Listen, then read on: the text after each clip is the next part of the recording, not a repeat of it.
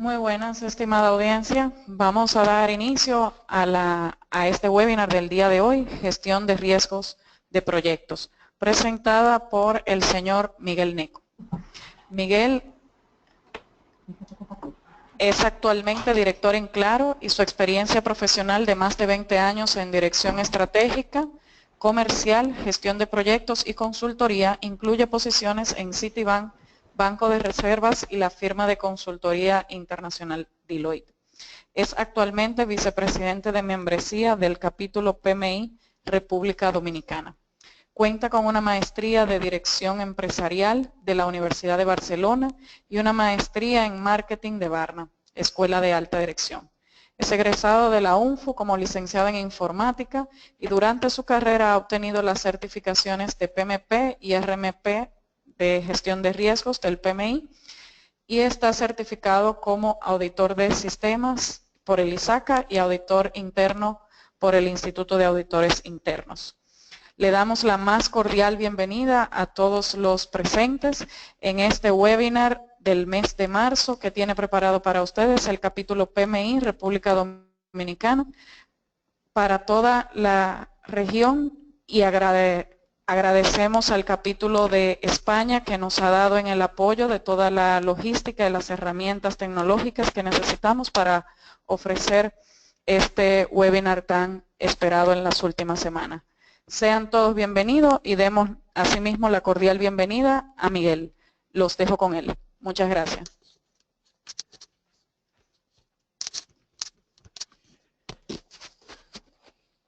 Muy buenas tardes para todos. Muchas gracias, Isis. Para mí un gran placer y privilegio estar con esta audiencia sobre este tema tan interesante de gestión de riesgos de proyectos.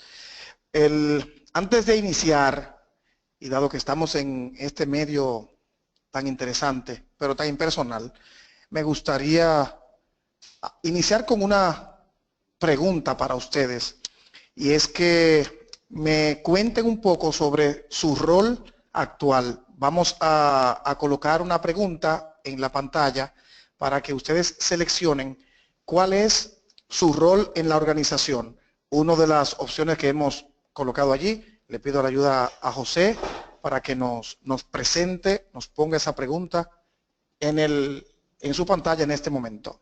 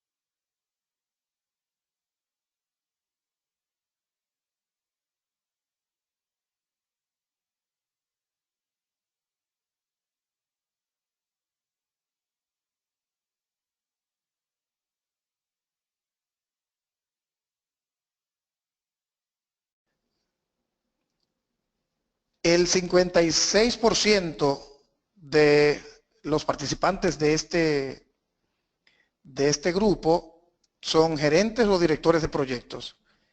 Casi el 30% es participante de proyectos, un 2% estudiante, 6% miembros del PMI y un 8% interesado en el tema. Un excelente foro. Ya ustedes vieron la historia que fui narrando. Ustedes solo fueron viendo los bullets. Esta es una historia de un gerente nuevo que se contrata en una organización que tiene una historia de fracasos, pero el nuevo director, que era muy creativo, encontraba soluciones tan pronto ocurrían los problemas y sostenía reuniones con todos los involucrados para encontrar las soluciones. Finalmente se implementó el sistema, todo funcionó muy bien. Lamentablemente tuvo un retraso significativo y un costo incremental de 40%. Todos le apodaban el que resuelve, el Superman de la empresa. Y esta es la primera reflexión que quiero compartir con ustedes con relación a la gerencia de riesgos en un proyecto. La gerencia de riesgos no existe para saber lidiar con los problemas y saber resolverlos cuando ocurren. Eso, por supuesto, hay que saberlo hacer. ¿Quién de nosotros no quiere resolver problemas cuando ocurren? Claro que sí.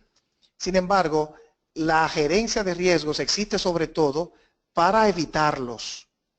En la historia anterior, esta persona era capaz de encontrar soluciones con el equipo una vez los problemas ocurrían. Esto lo único que evidencia es una muy pobre gestión de riesgos de los proyectos. El PMI considera una falta ética a cualquier gerente de proyectos que ejecute un proyecto, que dirija un proyecto y no haga una gestión adecuada de riesgos.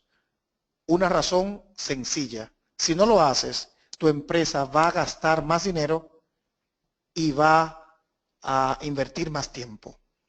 Sin duda, va a gastar más dinero y va a invertir más tiempo cuando no hagas una correcta identificación y gestión de tus riesgos.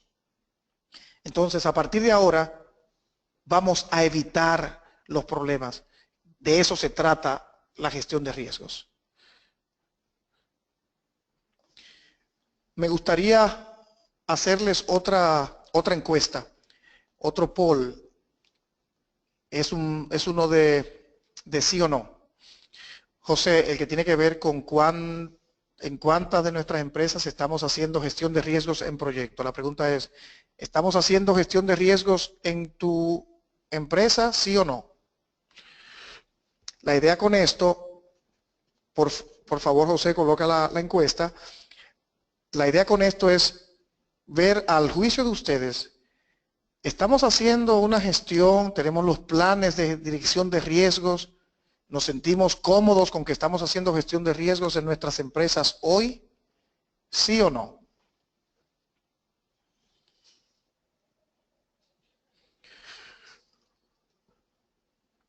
Esto es importantísimo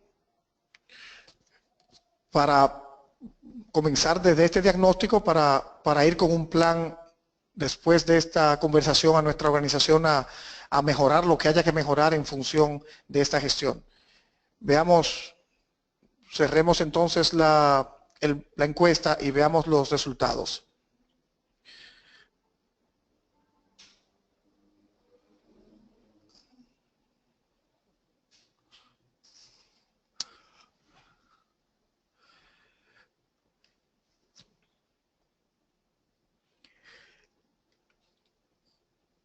Hay que evitar los problemas. No es para lidiar con problemas que existe un gerente de proyectos. No queremos ser creativos solamente creando los planes de acción cuando los problemas ocurren. Queremos evitarlos. El 60% de ustedes considera que en sus empresas no se está aplicando una gestión de riesgos apropiada. Tenemos mucho trabajo que hacer. Vamos adelante entonces. Lo primero que vamos a hacer para gestionar los riesgos correctamente es entender en dónde tenemos la tolerancia en nuestra organización. Esto es clave y por eso la gestión de riesgos tiene parte arte y parte ciencia. Porque las áreas de tolerancia son las que te disparan el sensor de qué tema es más relevante o no a la hora de definir un riesgo. Estas áreas de tolerancia están en función de las limitantes del proyecto. Si tú vas donde un patrocinador y le preguntas, para usted, ¿qué es más importante de todo lo que me ha dicho? Que esté a tiempo, que esté en el costo, que le haga todo lo que usted me está diciendo, que esté en calidad. Un patrocinador que se respete te va a decir, todo es importante.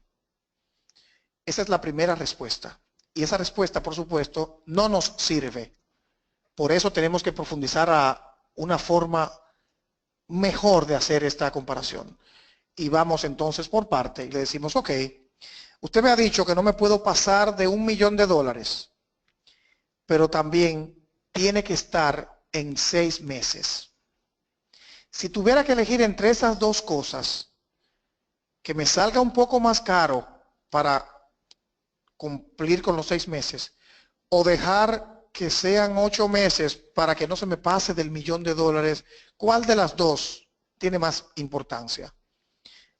Cuando hacemos la pregunta de esa manera y la persona nos contesta, bueno, mira, prefiero que me salga un poco más costoso, pero necesita estar en 6 meses.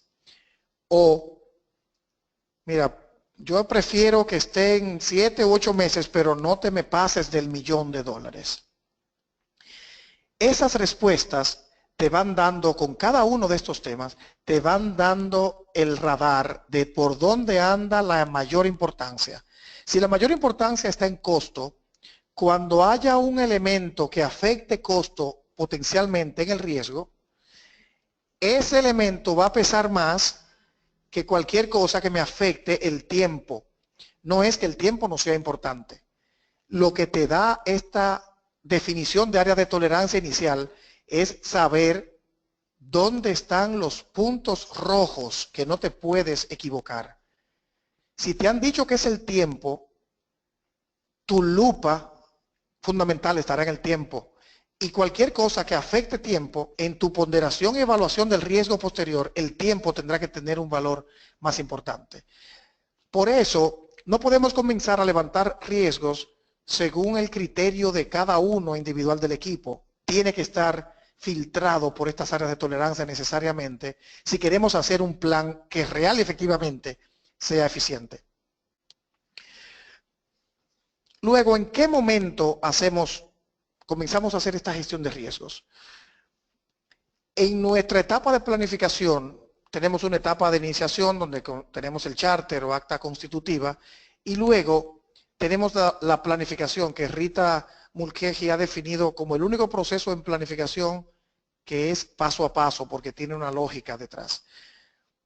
Primero tenemos la declaración del alcance del proyecto, establecemos el equipo, con el equipo hacemos el WS del proyecto o la lista desagregada, estructurada de nuestro proyecto, de nuestro trabajo, el diagrama de red, lo que depende de una cosa u otra, la estimación de tiempos, la ruta crítica, el calendario, presupuesto, plan de comunicación, plan de calidad y entonces hacemos nuestro análisis de riesgo porque ya tenemos todos los elementos necesarios para completar el plan de riesgos. Obviamente la identificación de riesgos ocurre a todo lo largo del plan, pero es aquí donde yo me siento a hacer un plan completo de riesgos para saber, como es el siguiente paso, si debo iterar porque hay algún riesgo que me agrega otras acciones que me cambian el WS, me cambian la ruta crítica o me pueden cambiar el presupuesto o el calendario, porque encuentro un riesgo que me dispara una nueva acción, por ejemplo, y esa nueva acción hay que incorporarla en el plan. Y continuar, obviamente, con nuestro plan como lo tenemos establecido del proyecto. Pero importantísimo poder tener este momento que me obliga muchas veces a iterar, a volver atrás en mi planificación. Esto, lamentablemente, muchas veces no se hace y tiene un costo que en principio no se ve y que al final es desastroso muchas veces para la organización, para el proyecto y, muy triste muchas veces, para la reputación del gerente o director de proyectos. Así que mucho ojo con esto en sus proyectos, siempre tener este espacio de planificación. Luego está el proceso más importante de la gestión de riesgos, tiene que ver con la identificación de los riesgos. La identificación de los riesgos. Y aquí el primer truco tiene que ver con no solo identificar riesgos a nivel del proyecto, eso también hay que hacerlo, sino también identificar riesgos a nivel de los paquetes de trabajo del WBS. Muchas veces estamos en un proyecto, por ejemplo, implementación de un nuevo sistema, y le preguntamos a alguien que lo ha hecho antes, voy a implementar un nuevo sistema, un nuevo ERP. ¿Cuáles son los riesgos que tú recuerdas de este proyecto, de este tipo de proyecto? Y la persona te va a hablar en general, mira, tuve problemas con los usuarios, el levantamiento de requerimientos no estuvo muy bien hecho, la documentación no estuvo a tiempo. Bueno, te puede decir varias cosas que te pueden dar ideas de riesgos. Pero hasta que no aterrizas a cada paquete de trabajo y haces un ejercicio con expertos o con los miembros del equipo, paquete por paquete, y decir, a ver, en el levantamiento de requerimientos, ¿cuáles son los riesgos que tenemos? En la documentación, en la codificación, en las pruebas, en la ida en vivo, en el despliegue a toda la organización, etcétera. En cada uno de los paquetes de trabajo hay que hacer este ejercicio de identificación de riesgos. Sumamente importante no quedarnos en el momento solamente de riesgos a nivel general del proyecto, sino bajar a nivel del WBS. Por eso hacemos esto después que tenemos el WBS en mano y podemos ir uno por uno identificando riesgos en una sesión que puede ser productiva. Y por eso no son 20 riesgos, no son 10 riesgos, son cientos de riesgos lo que van a salir en un buen ejercicio de riesgos. No importa la cantidad, más adelante vamos a tener formas de llegar a la lista corta, a la lista importante. Pero lo más importante antes de llegar a esa lista es tener todos los riesgos posibles con los que nos encontramos en este proyecto. Todos. Y por eso no son 10, no son 20, son cientos. Hasta que suene ridículo lo que está saliendo de riesgos, tenemos que hacer este ejercicio y tenemos que, durante la vida de todo el proyecto, estar atentos a fuentes de riesgos que vienen de todas las partes, vienen de usuarios, de otros actores claves, stakeholders, de otros miembros de equipo, de situaciones nuevas de la empresa que se van presentando, de cambios estructurales, de nuevas posiciones que se agregan, etcétera. Son siempre fuentes de muchos riesgos y hay que tenerlos siempre en la mira para ir alimentando nuestro registro de riesgos. No son 10, no son 20, son cientos los riesgos que puedo obtener en un proyecto de cierta magnitud. Y antes de entrar en materia, me gustaría ver con ustedes estos casos. No tenemos suficiente personal, no tenemos suficiente tiempo, debido a que los equipos no trabajan en la misma localidad, podríamos tener problemas de comunicación y perder algunas metas. El equipo no tiene experiencia en este tema y esto casi seguro ocasionará retrasos. Me gustaría pedir, por favor, José, si me pones la otra encuesta en la que voy a interactuar con este maravilloso público, con esta pregunta. ¿Creen ustedes que estos son riesgos? ¿Sí o no? ¿Estos son riesgos? ¿Sí o no?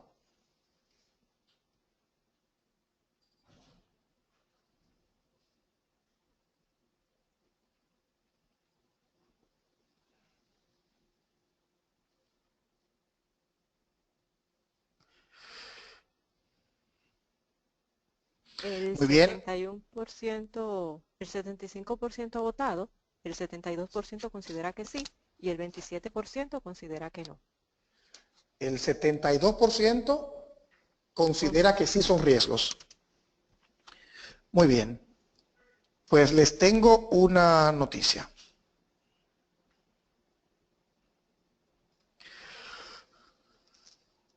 Estos son hechos. Y los hechos no son riesgos. No sé si me están escuchando.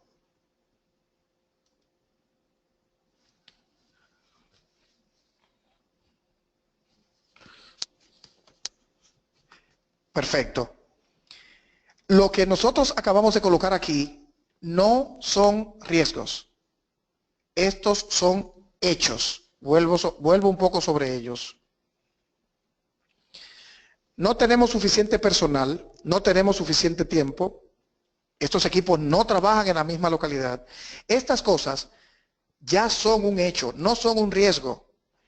Lo que debe suceder en el plan con estas cosas es colocar las acciones que van a hacer que estos hechos tengan un efecto mínimo negativo en mi proyecto. Si el equipo no tiene experiencia en este tema, eso es un hecho. Por lo tanto, la capacitación que debes colocar, lo que debes hacer para mitigar el hecho de que no existe experiencia, tiene que estar considerado en alguna acción de capacitación en tu proyecto, no en el plan de riesgos, porque repito, los hechos no son riesgos. Si alguna vez vas a tomar el examen de certificación de riesgos, esto te lo van a poner de 1000 formas y con 800 ganchos. Todo lo que sea un hecho ya conocido no es un riesgo y debe estar considerado en el plan. Cualquier cosa que tenga un 80% de probabilidades de ocurrencia debe ser considerado un hecho y debe tener acciones como tal en el plan del proyecto. Los hechos se deben considerar durante la planificación. Entonces, la próxima vez que hagamos esta pregunta, yo sé que todos me van a responder, no, Miguel, no son riesgos. Muy bien. ¿Cuál es el formato que tienen los riesgos? Los riesgos siguen este formato. Causa, riesgo, efecto. Este es el mismo formato que se utiliza en auditoría para hacer las recomendaciones sobre debilidades de control o lo que fuera en las organizaciones. Muchas veces, lamentablemente, lo que vemos es el efecto o lo que vemos es el riesgo y tratamos de hacer acciones que ataquen riesgo o efecto, pero no es correcto. Lo correcto es atacar la causa y por eso en la redacción de un riesgo siempre tienes que tener la causa bien elaborada, bien documentada. Este ejemplo, debido a un error en el servidor, puede resultar una hora de transacciones no disponibles en el servidor de conmutación por error y eso causa que el consumidor final vuelva a usar procesos manuales.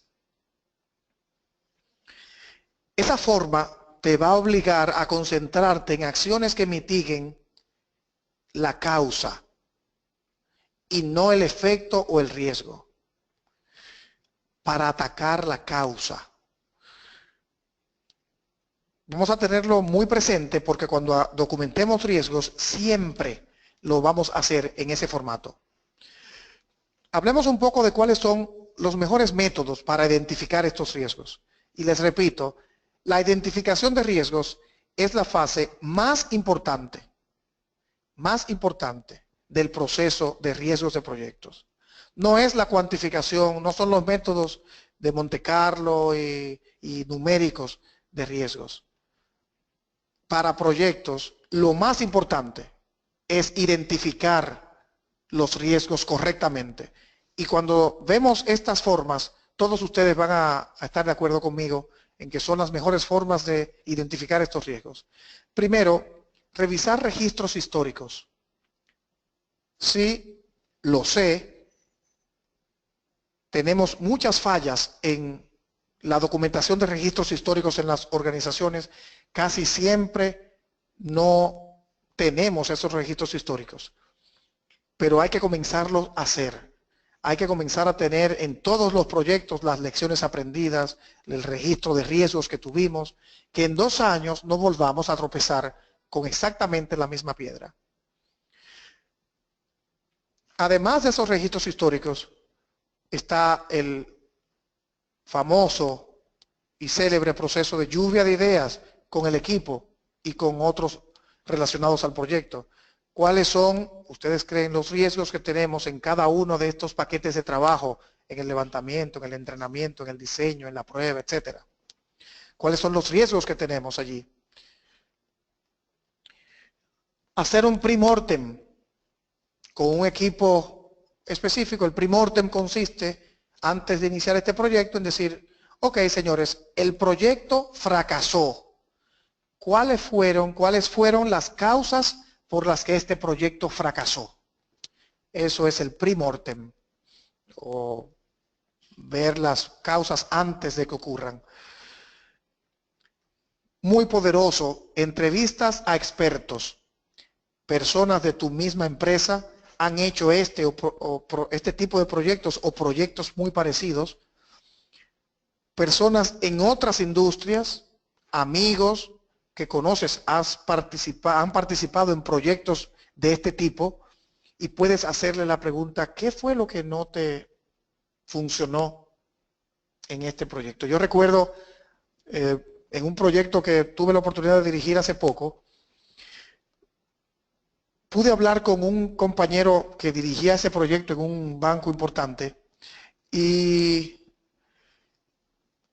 me dijo 2 cosas que de inmediato las coloqué en el plan de riesgos y en acción mitigante. Y les puedo decir que esas 2 cosas nos evitaron muchísimo dolor de cabeza en este proyecto.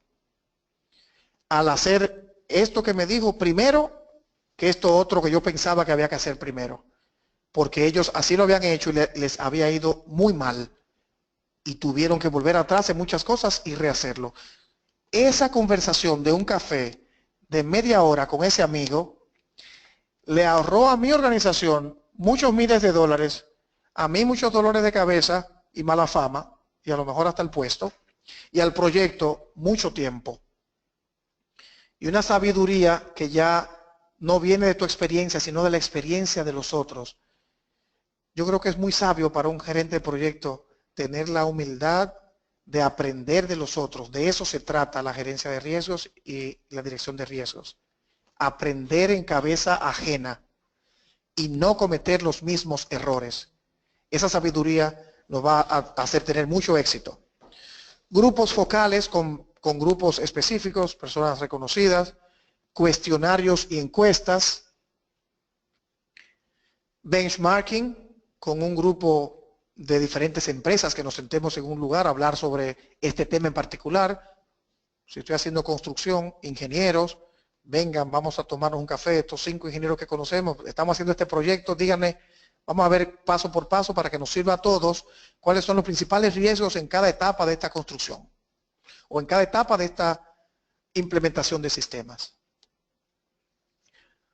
Y por último, el checklist. Y por último, y que de verdad sea el último, muchas veces el checklist, si lo usas de primero, te da la sensación de que está todo lo que necesitas evaluar en los proyectos. Hay checklist en internet de cualquier cantidad de proyectos que podamos tener.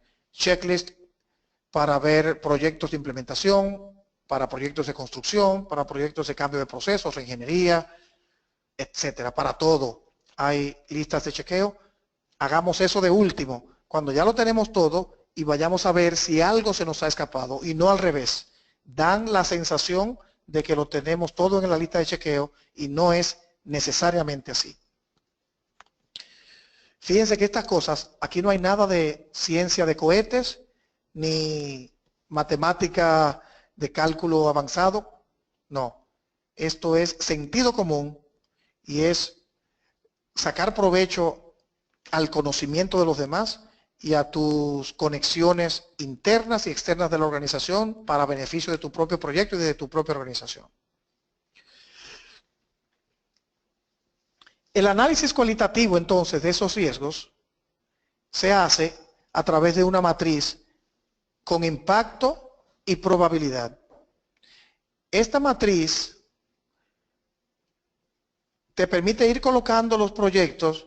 Por ejemplo, cada proyecto los has hecho en post-it notes, en papelitos adhesivos, y pones a todo el grupo en una pared o en el piso con un cartel grande, con estos mismos cuadrículas que están aquí, que lo puedes hacer tú mismo a mano, y vamos en grupo a colocar el impacto y la probabilidad de que este riesgo ocurra. Y aquí nos vamos a ir poniendo de acuerdo, bueno, este riesgo no tiene tanto impacto o tiene tanta probabilidad, tiene alto impacto y alta probabilidad, y lo que tenga mayor impacto y mayor probabilidad serán los riesgos, obviamente, a lo que yo voy a hacer el siguiente paso. Pero es importantísimo hacer este análisis. Este es el análisis que me va a convertir la lista grande de cientos de riesgos en una lista corta. Aquí sí van a quedar 20, 25, 50 riesgos a los cuales yo les voy a poner ojo y gestión a esa lista. Es importante señalar aquí que no cometan el error que yo cometí tantas veces con estas evaluaciones de alto, medio y bajo. Este es un riesgo alto, medio y bajo en impacto, alto, medio y bajo en probabilidad. No. Debemos tener una escala como la que aparece en pantalla. ¿Qué quiere decir 1? ¿Qué quiere decir 10? ¿Qué quiere decir 1, 2, 3, 4, 5 en impacto? ¿Qué quiere decir 1, 2, 3, 4, 5, 6, 10 en probabilidad de ocurrencia? Para que estemos en la misma página con el equipo que está evaluando. No podemos y no debemos tener escalas tan pequeñas como alto, medio y bajo. Se prestan a muchísima confusión y a que todo lo querramos poner como alto o a todo medio y al final no nos sirve para lo que queremos hacer. Utilicemos escalas como esta, cada una con un significado, y pongamos un lenguaje común en el equipo para que el ejercicio sea efectivo como queremos que sea.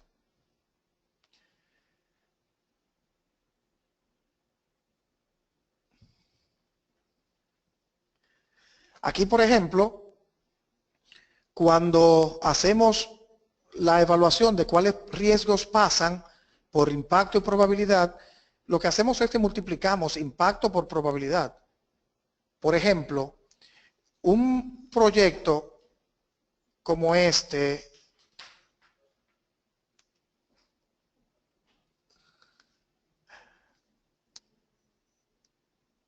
quiere decir un impacto alto de 8 y una probabilidad media de 5, tiene una puntuación de 40. Posiblemente los grises más oscuros serían los proyectos que me pasan al siguiente nivel. Esa lista de proyectos que están allí. Todos los demás proyectos que están por debajo de ese umbral que he definido de mayor probabilidad e impacto, los voy a dejar en el registro, pero los voy a dejar solo para revisión futura de ver que no estén incrementando su impacto o probabilidad porque hayan condiciones que hayan variado. Estos proyectos que estén aquí me dan entonces mi lista corta de proyectos.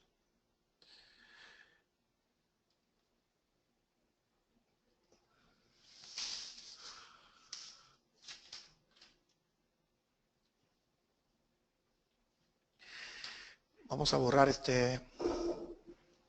Ok. Después de definir mi lista corta de proyectos, obviamente debo trazar mis estrategias de respuesta a estos riesgos, que son, o lo evito, el riesgo, elimino la amenaza, eliminando la causa. Si la causa de un riesgo es porque no tenemos un servidor de prueba, entonces yo elimino la causa alquilando un servidor de prueba o comprando un servidor de prueba, coloco eso en el plan y automáticamente ese riesgo desapareció. Así es como elimino la causa. Otra forma de respuesta es mitigando el riesgo. Mitigando es reducir su probabilidad o su impacto. Yo reduzco la probabilidad de que ocurra o reduzco el impacto que tiene. Si esto ocurre, lo que voy a hacer es que voy a tener contratado un lugar donde me pueda conectar en 24 horas para tener el mismo acceso con esos servidores. Y en lugar de tener el 10 semanas de impacto, lo estoy reduciendo a un día. Y eso es mitigar el impacto. Puedo también transferirlo haciendo un seguro contra un riesgo específico y le transfiero ese riesgo a un subcontratista o lo transfiero a una aseguradora pagando una prima. O puedo aceptarlo el riesgo. Sencillamente, mira, si esto sucede, sucede, y cuando suceda, esto es lo que vamos a hacer. Sencillamente, que es un plan de contingencia. ¿Se materializó este riesgo? Sí. Entonces, hacemos esto.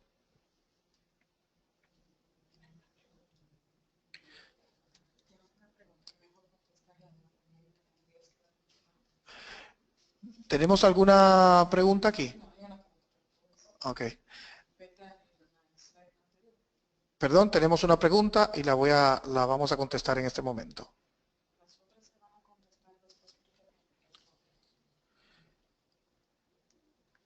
Esa tabla solo considera tiempo y costo. Esta tabla de impacto y probabilidad, el impacto tú lo defines. Tú defines lo que quiere decir. Ah, perfecto. El ejemplo de se refiere a la escala de impacto de ejemplo. En este caso, está considerado tiempo y costo en esta clasificación. Cualquier cosa que me impacte en tiempo 40% o que me retrase, perdón, que me impacte en costo 40% o que me retrase un 40%, lo considero un 9. Igualmente, tú puedes definir otros criterios para esas escalas y decir, cualquier cosa que me impacte el alcance o el riesgo u otra cosa, y tú colocar lo que tú quieras colocar allí. Es ya tu criterio del nivel de impacto. Pero recuerden, por eso, que el primer ejercicio que vimos de definir las áreas de tolerancia es lo que te va a dictar aquí, cómo vas a hacer tu tabla.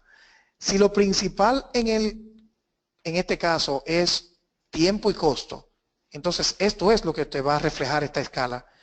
Si tu patrocinador es en el alcance que tiene el principal problema o el principal requerimiento, no quiere que nada de lo que se ha definido que se quiere hacer se deje de hacer, entonces cualquier cosa que impacte el alcance será lo que vas a estar colocando con mayor relevancia en esta tabla. Es decir, no hay una tabla única y por eso es tan importante comenzar con aquel primer ejercicio. Y eso es lo que le da la riqueza a esta dinámica. No es un enlatado. Hay que construirlo en función de la real necesidad de la organización y de la tolerancia que tiene con ese proyecto. Este es un ejemplo del registro de riesgos, en donde voy a registrar todos los riesgos que identifique con la causa, el riesgo y el efecto, cuál es su causa raíz, su daño potencial, las respuestas. Estos ya son los riesgos que yo he decidido que son de mi lista corta, a donde yo voy a definir respuestas que voy a hacer en caso de que se dé, o si lo voy a mitigar, si lo voy a evitar, etcétera. Aquí es donde yo lo registro en este documento. Hay muchos ejemplos de este tipo de documentos en Internet, lo podemos buscar. Donde mayor valor vamos a agregar, les repito, no es en este tipo de templates, de plantillas para completar registro de riesgos. Hay muchos proyectos que tienen un registro de riesgo amplísimo que al final no sirven para nada por no haber hecho el ejercicio anterior de la identificación correcta en todas las fuentes y de un buen análisis de tolerancia, cuáles son las áreas críticas que hay que proteger y cuidar en los riesgos. A nivel de análisis cuantitativo de riesgos, ya lo hacemos de otra manera, lo hacemos con probabilidad de impacto que se multiplican entre sí. Por ejemplo, si tenemos un 20% de probabilidad de un costo extra de 1 millón y en otro riesgo es un 15% de probabilidad de tener que adquirir un local en 10 millones y un 10% de probabilidad de pagar una penalidad de 500,000, esto te da un valor esperado de 1.750.000. Ese valor es lo que tú vas a colocar en una reserva de contingencia al final de tu plan de costos del proyecto. Esa reserva de contingencia no es para usarla como un colchón para ir a comer pizza al final del proyecto. Esa reserva de contingencia se usa exclusivamente para responder a alguno de estos riesgos que se va a materializar en el proyecto y que la tasa el porcentaje de probabilidad es por eso el que te dice cuánto es que puedes esperar que vas a invertir adicional para hacer frente a todos los riesgos de tu proyecto. Así entonces, el costo del proyecto total tiene el costo a nivel del proyecto. Voy a marcar acá para que sea un poco más claro. Aquí a nivel del proyecto, este es el costo, que es la suma de todos los costos de todas las tareas. ¿Cuántos proyectos he visto que se comprometen con un costo que es igual a la suma de sus entregables? Error fatal, condenado a fracasar en sobrecosto en su proyecto, porque no tiene la reserva de contingencia, que es la que acabo de decir, el 1.700.000 debió haber estado acá, que es el valor esperado de tu probabilidad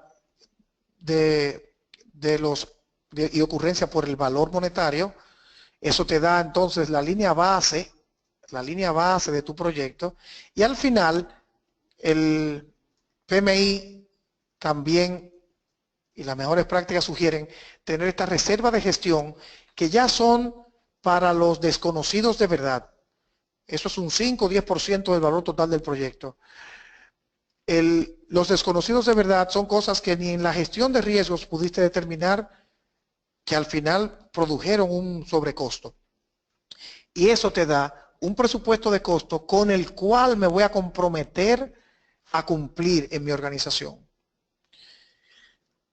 Muchas veces lo que sucede es que tú no terminas gastando el 1.423 que dice acá, terminas gastando 2.000 porque no hiciste este trabajo correcto. En la vida práctica corporativa, eso es exactamente lo que hemos visto suceder. Vamos a borrar de nuevo. Muy bien.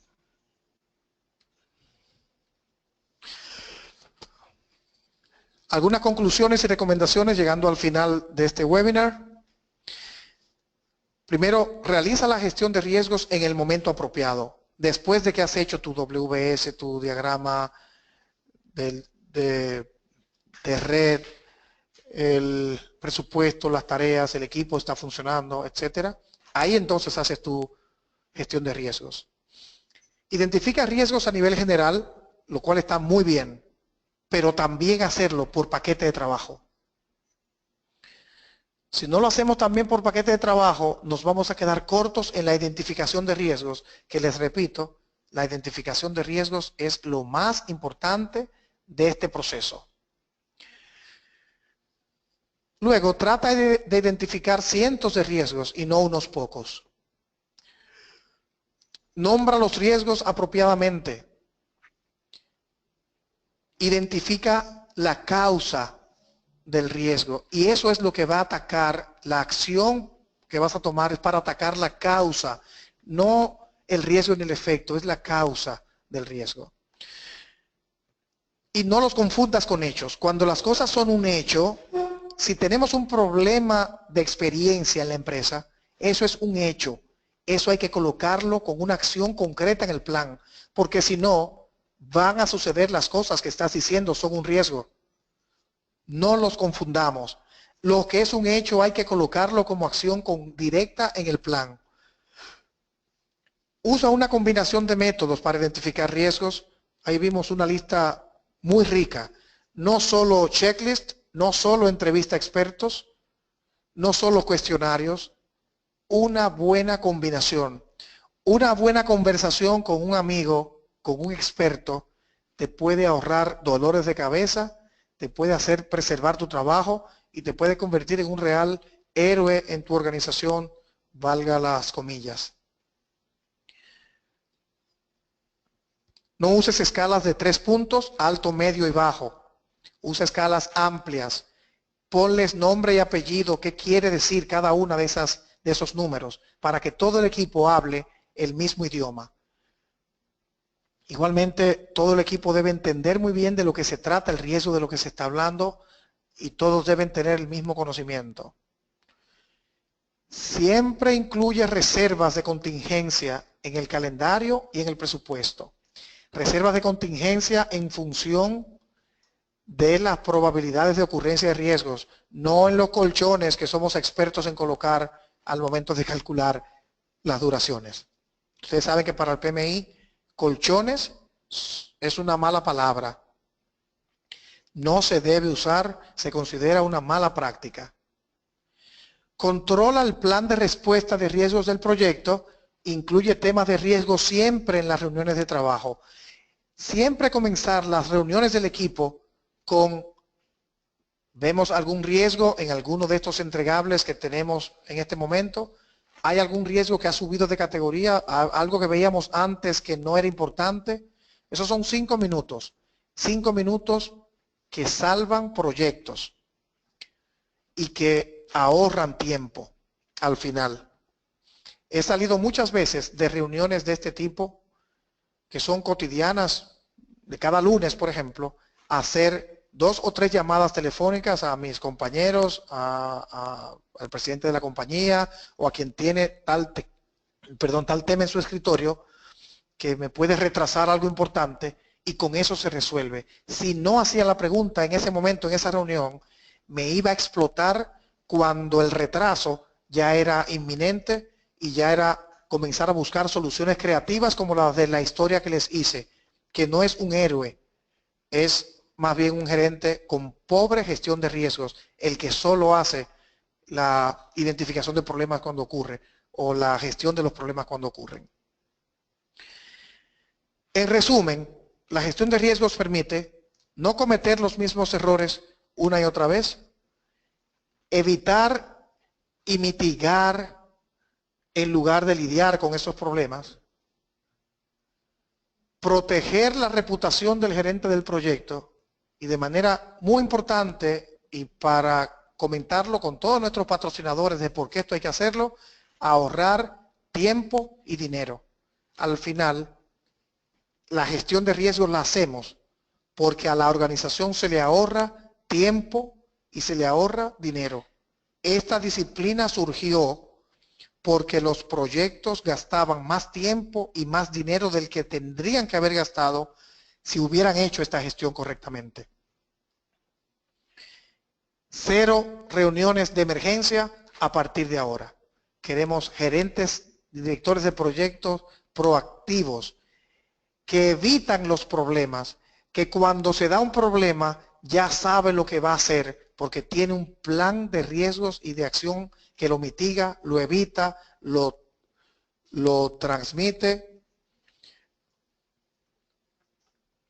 lo gestiona correctamente. muchísimas gracias a todos ustedes por esta participación. Les agradezco mucho la paciencia y que hayan todavía tantos de ustedes con nosotros. Voy a responder algunas preguntas en este momento. Sí, tenemos la pregunta de César Villalobos. Él nos hace dos preguntas. La primera es, en metodologías ágiles, teniendo en cuenta que se detalla por sprint o iteración el alcance del proyecto, ¿la identificación de riesgos se realiza a este nivel o de igual forma debe hacerse para todo el proyecto? No entendí la pregunta.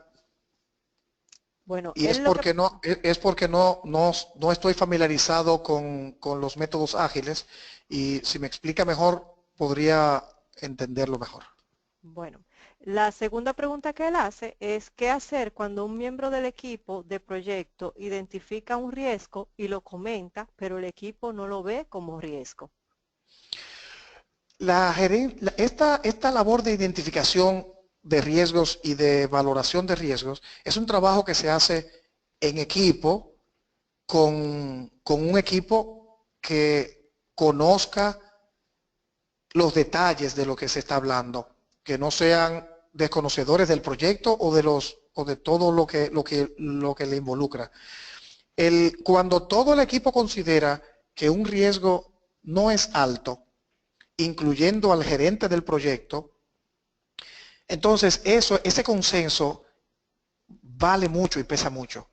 Ahora, si el gerente del proyecto, a pesar de esto, por su experiencia anterior, porque los otros miembros del equipo no lo ven, o por la razón que fuere, si el director del proyecto considera que es un riesgo alto, su obligación es colocarlo en su plan de gestión de riesgos y darle el seguimiento. Al final, el responsable final de esta gestión es el director, el gerente del proyecto. El input del equipo siempre es valioso y la mayoría de las veces es sabio, pero muchas veces, en escasas ocasiones, dependiendo del nivel de experiencia del equipo, el director o el gerente de este proyecto que ha vivido otras experiencias puede tener una valoración que haga necesario que sí se integre. En mi experiencia, cuando esto ha sucedido, y en mi caso, he tenido que explicar al equipo por qué considero que es un riesgo alto, nunca he tenido el caso en que después de explicar el por qué, con la justificación, el equipo no entienda por igual que el riesgo debería ser manejado. En cuanto a lo del método, a lo de la identificación de riesgos por la forma en que se realiza el proyecto en método ágil, el principio debe mantenerse siempre en cuanto a siempre pueden haber riesgos, aunque sea en el corto plazo de esta acción que voy a hacer hoy o que voy a hacer esta semana. De todas formas, para métodos ágiles debería existir algo adicional que no conozco y puedo investigar sobre el tema y colocarlo luego como una respuesta a través de las páginas del capítulo. Entendido. Otra pregunta que nos hacen es Adnet Álvarez. Ella pregunta, ¿cuál es el método más recomendado para realizar el análisis cuantitativo? El análisis cuantitativo tiene varias formas. Por ejemplo, hay una forma muy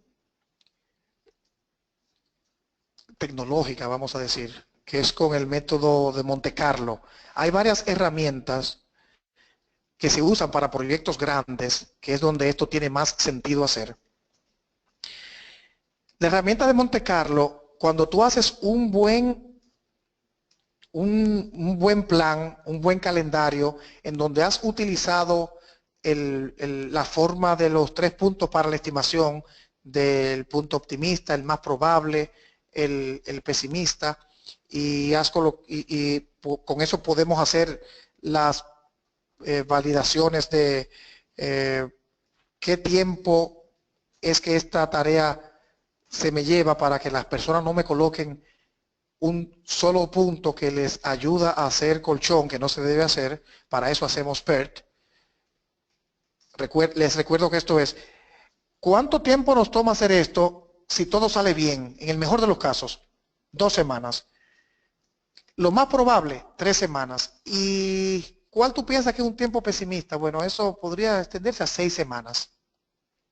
Con esas 3 cosas, el Monte Carlo lo que hace es que corre el proyecto miles, cientos de miles de veces con diferentes combinaciones en esos números y te hace una curva en donde te dice, mira, tienes un 80% de probabilidad de que este proyecto termine en esta fecha que tú estás diciendo que va a terminar.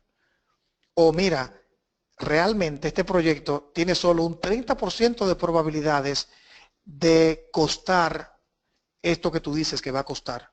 Porque en las diferentes combinaciones estadísticas que hace, como en la vida real sucede, te presenta, estas opciones.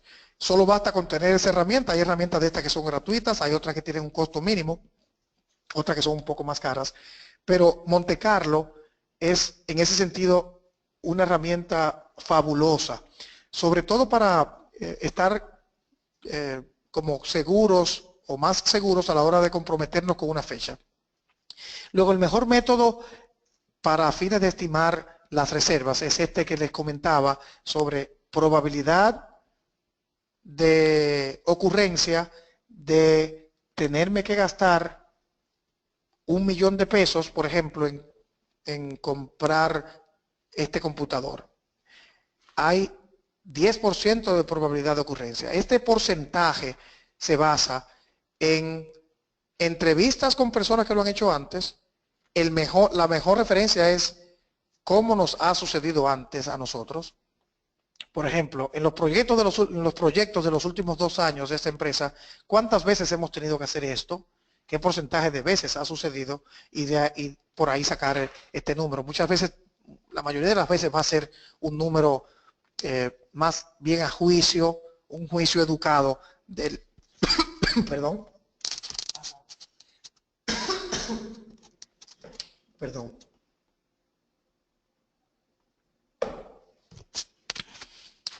le decía, un juicio educado del gerente del proyecto, basado en estos elementos.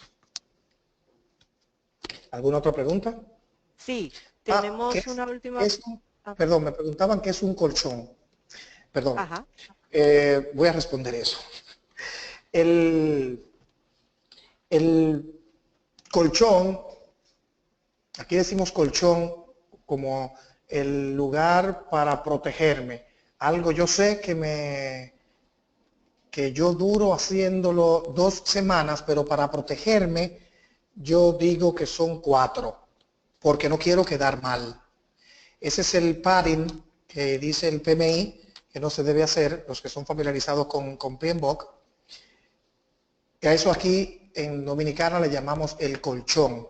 Perdonen que use ese término sin explicarlo, pero es protegerte con una estimación superior a la que tú sabes que vas a tener. Imagínate un proyecto con 1000 tareas, cada una de las cuales tiene su pequeñita protección de 3 semanas, de 4 semanas. Es un calendario inmanejable y real por demás. Por eso el método de estimación PERT de más probable, optimista y pesimista es la mejor forma para evitar esta mala práctica en proyectos. Ok, la última pregunta que tengo que ocupar aquí de Katy Toribio, pero antes quiero mencionarles de que por el panel de preguntas van a ver las respuestas del método ágil que ya fueron respondidas. Muy bien. La última pregunta es de Katy Toribio. Dice ella, ¿cómo puedo diferenciar entre hechos y riesgos cuando no se tiene experiencia en la identificación de riesgos? Muy bien, Katy y todos. Un hecho es aquello que tiene un 80% de probabilidades de que ocurra. Tú estás casi seguro o estás totalmente seguro de que va a ocurrir o sencillamente ya es un hecho. Por ejemplo, el computador principal es un computador de hace 10 años y el procesamiento es lento. No podemos poner como riesgo que debido a que el procesamiento es lento, los procesos batch del sistema se pueden retrasar. No, porque sabemos que el procesador es lento. Eso no es un riesgo, ya es un hecho. Lo que, en lugar de colocar eso en tu plan de riesgos, de qué vas a hacer si esto se da, es en tu plan tú vas a colocar qué vas a hacer para incrementar esa capacidad de este servidor. O el ejemplo que les ponía, este riesgo era que debido a que el equipo del proyecto estaba localizado en diferentes países, se podrían presentar diferencias culturales o formas diferentes de comunicación que tengan un impacto en el proyecto. Eso es un hecho. Tú tienes un equipo multicultural y al saberlo desde ahora, en tu plan, tú tienes que tener acciones de integración, de educación, de conocimiento multicultural para mitigar el hecho que tienes que hay gente de diferentes culturas en tu proyecto. Eso es un hecho. Un riesgo en un proyecto estamos implementando, por ejemplo, vamos a construir un nuevo centro de cómputos, un nuevo data center de un banco. Lo vamos a construir durante todo el año. Un riesgo es que nos afecte un huracán en ese tiempo. Estamos en un país con huracanes, hay un riesgo de que durante ese tiempo de construcción nos afecte un huracán. Y eso puede tener un efecto de seguridad, de pérdida material, en los materiales que vamos a tener, etc. Si consideramos que es un impacto muy alto, y consideramos por el momento, porque no nos ha afectado un huracán hace mucho, o porque meteorología dice esto va a ser muy intenso este año, podrían dispararse acciones mitigantes y acciones también posteriores a la ocurrencia del hecho en tu plan de riesgos para que si ocurren, tú la dispares en ese momento. Por ejemplo, si ocurre, si se da la alerta amarilla, esto dispara a un equipo que ya previamente se ha preparado para que tome acciones con relación a la construcción. Y ya tiene identificados ciertos proveedores para asegurar algunas cosas, algunos elementos de la construcción, un lugar donde almacenar los materiales de la construcción, etc. Eso es un riesgo, no tienes por qué tenerlo en tu plan de inicio, porque no lo vas a ejecutar si el huracán no ocurre, pero si ocurriera, tienes que entonces ir a tu plan de riesgos. Es así como vas a diferenciar tus hechos de tus riesgos. Aquello que es casi seguro que ocurra, 80% de probabilidad o más, es un hecho. Aquello que no sabemos si va a ocurrir y tiene un porcentaje menor de 80%, y este 80% es algo de juicio, es algo del feeling del equipo, entonces más abajo de ahí ya lo vamos colocando en nuestra matriz de riesgo. Bueno, tenemos una última, ya sí, la última pregunta. ¿Tenemos tiempo, señor Ñeco? Por mi parte, ¿Podemos compartir? por mi parte, encantado. Ok, dice Raciel Castillo, ¿qué debemos tomar en cuenta o en qué momento debemos transferir un riesgo utilizando la estrategia de respuesta a riesgo? Muy bien, Raciel. ¿Cuándo transferir un riesgo? Esa es una decisión de negocio. Depende del impacto. Por ejemplo, si en el mismo caso que estaba planteando, si nosotros detectamos que si ocurre un huracán, las pérdidas durante esa construcción pueden ser muy cuantiosas, porque incluso puede comprometer la responsabilidad civil de la compañía, porque haya daños a a los vecinos a partir de la construcción, etcétera. Por ejemplo, estoy poniendo un ejemplo sin ser ingeniero, y vemos que el impacto puede ser catastrófico para la empresa, para su, hasta para su imagen, podríamos transferir este riesgo.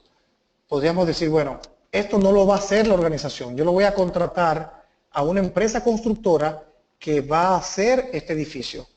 Después que el edificio esté hecho, entonces yo le pago. Pero mientras tanto, la responsabilidad de construirlo es de esta constructora. Mi empresa no es responsable durante la construcción. Esa es una forma de transferir. Otra forma de transferir es, lo voy a hacer yo, pero voy a ir a esta aseguradora para que en casos de incendios, yo voy a comprar una prima de seguro para que si hay un huracán, los daños económicos que puedan surgir a partir de este huracán estén protegidos por esta póliza. Y voy a pagar este dinero, que va a ser mucho menos que el dinero total que me costaría en caso de haber un huracán. Es una decisión, vuelvo y digo, de negocio. La responsabilidad nuestra es poder presentar estas opciones y nuestras recomendaciones al patrocinador, al gerente general, al presidente, para tomar la decisión de negocios que es correcta. Entendido. Excelente. Muchísimas gracias de parte del PMI República Dominicana. Agradecemos a la gran audiencia que tuvimos esta noche en este webinar por participar. Casi 100 participantes estuvieron con nosotros entrenándose en este tema de riesgos. Agradecemos también al equipo del capítulo PMI en Madrid por todo el apoyo técnico que nos brindó. Agradecemos mucho a usted, señor Miguel, por la instrucción tan valiosa que nos ha brindado esta noche. Tenemos muchos feedbacks ya de las personas agradeciendo y diciéndonos lo bien que le ha ido con esta exposición. Les recuerdo que enviaremos la información de los PDUs, la presentación y una encuesta de satisfacción a partir de mañana a sus correos electrónicos. Les pedimos que de verdad nos ayuden a mejorar llenando la encuesta de satisfacción y así haciéndonos saber en qué debemos mejorar. Gracias por participar. Hasta aquí hemos llegado por esta noche. Bye, bye. Muchas gracias.